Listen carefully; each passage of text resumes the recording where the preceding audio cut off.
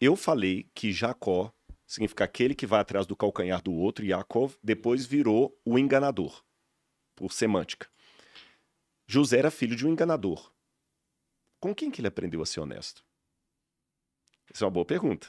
Caramba, boa Nunca pergunta, tinha hein? pensado nisso Viu? também. E com outro detalhe, eu vou piorar, potencializar essa pergunta. Eu falei que é importante conhecermos a nossa árvore genealógica, porque ela pode contar muito das minhas tendências emocionais. Ele tinha tendência a ser enganador, mas ele teve um princípio que eu apelo para a minha vida e para todo mundo que está assistindo a gente. Aprenda também com os erros daqueles que vieram antes de você, mesmo os seus pais. Estude. Eu tive que fazer isso na minha vida. Eu estudei a vida dos meus pais até para saber o que eu não deveria fazer. Até o mau exemplo pode me dar uma lição. Estude o que o outro está fazendo de errado para você saber como você não deve ser. Aí eu posso agora, eu já tenho ambiente para puxar aquela pergunta que você fez lá dentro. Por que que Jacó virou Israel? José cresceu escutando a história do pai dele que fugiu do irmão porque enganou o irmão. E José participou de um evento que eu estive no lugar onde isso aconteceu há pouco tempo agora, no Vale do Jaboque, no rio Jaboque, onde Jacó vai encontrar com Esaú, já com as duas suas esposas, que ele quer voltar para casa. Ele faz um acordo com o sogro, quer vir embora, ele vem para casa, mas vem morrendo de medo. Semana passada, eu estava no campo de refugiados sírios. Eu visitei vários, porque eu cheguei ao Brasil quinta-feira. Eu estava visitando os sírios ali, e uma das grandes angústias que muitos deles faziam, porque eu conversei com o ministro de Relações Exteriores do Líbano, e ele me deu a versão que está na hora do Líbano devolver esse povo para casa. São 2 milhões de pessoas, o Líbano não cabe todo mundo. E ele falou para mim, nessas palavras, eu estou falando que foi em público, a gente gravou isso. Já acabou a guerra, está na hora desse povo voltar. Isso na versão do político libanês, que eu entendo os motivos dele. Na versão dos refugiados, voltar como? O governo, nós sendo lá perseguidos pelo Bashar al-Assad, eu vou voltar, ele vai mandar me matar. Porque ainda existe uma ditadura na Síria. Então tem todo esse problema. Imagina os sírios agora voltando para casa com medo do que vai me esperar depois de 11 anos fora de lá. Você pode ser chamado de traidor porque você fugiu do país na época do problema e tudo. Teve um camarada que quebraram todos os dentes da boca dele lá porque ele não lutou no exército. Imagina só, tem todos os dentes quebrados da boca. Então, o Jacó voltou para casa com esse mesmo espírito que eu ilustrei aqui com os sírios. Como é que Esaú vai me receber? E olha que a Bíblia dá um detalhe interessante, que quando ele vai chegando perto desse rio Jaboque, o Jacó faz uma coisa. Ele divide o clã dele em dois grupos. Ele manda um grupo na frente e fica com um grupo na retaguarda. Porque se o Esaú vier com um exército e matar o grupo da frente, pelo menos sobra uma parte. E quem que ele mandou na frente? Lia com os filhos dela. Olha lá. Na retaguarda ficou Raquel com os filhos. E José deve ter visto, porque ele era criança nesse episódio, ele viu toda a trama. Ele viu o medo do pai de enfrentar o irmão. E ele não presenciou o evento, mas o testemunho dele, que naquela noite Jacó botou todo mundo para dormir, quase que dando uma despedida.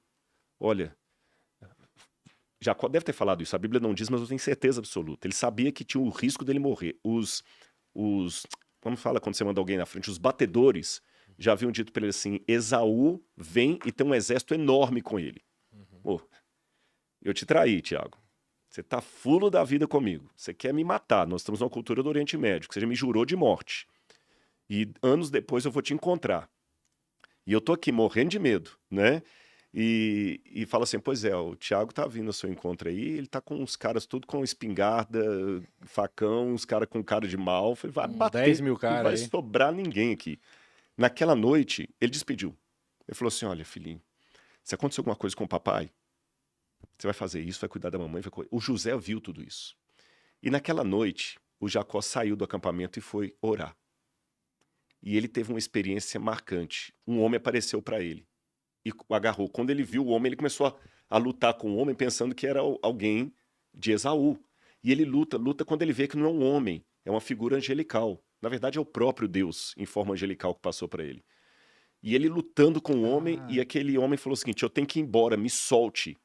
E ele agarra e faz o mesmo pedido que ele fez para o pai dele, quando ele enganou o pai para ter a primogenitura. Abençoe-me.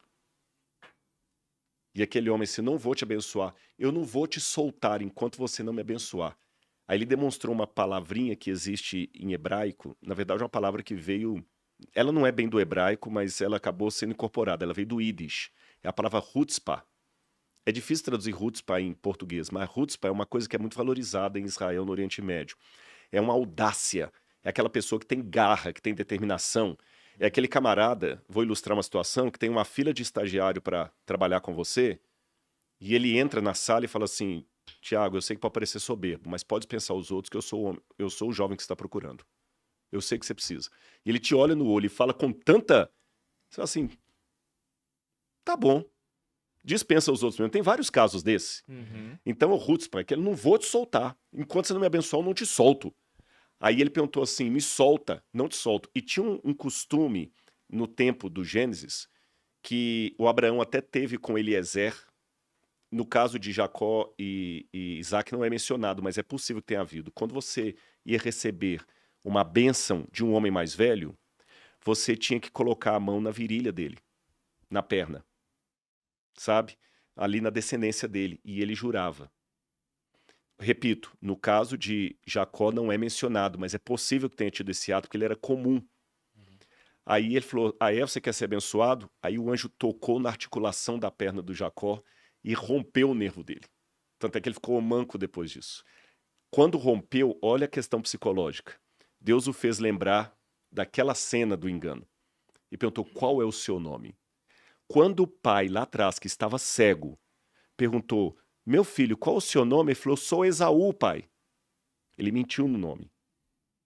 Errou a assinatura. Fingiu a assinatura do irmão. Por isso que ele ganhou a primogenitura. O anjo faz a mesma pergunta dele, qual é o seu nome? Você vai mentir de novo? Ele sentindo a dor na perna, falou, não, meu nome é Jacó mesmo. Eu sou aquele que engana. Agora você encontrou com seu defeito. Você não vai ser mais Jacó. Você vai ser Israel. Israel, o homem que luta com Deus e sobrevive. E ele voltou daquela luta mancando, mas um novo homem. José viu isso. Então eu aprendo duas coisas aqui para fechar essa parte da ilustração. Letra A. Em que pese a verdade que você deve conhecer as tendências emocionais da sua família até para se autoconhecer, em que pese as heranças malditas que você teve dos seus ancestrais, você não é obrigado a ser um loser só porque o seu pai, o seu avô e o seu trisavô eram losers. Você tem a tendência, não a obrigação de ser. Tendência não é obrigação.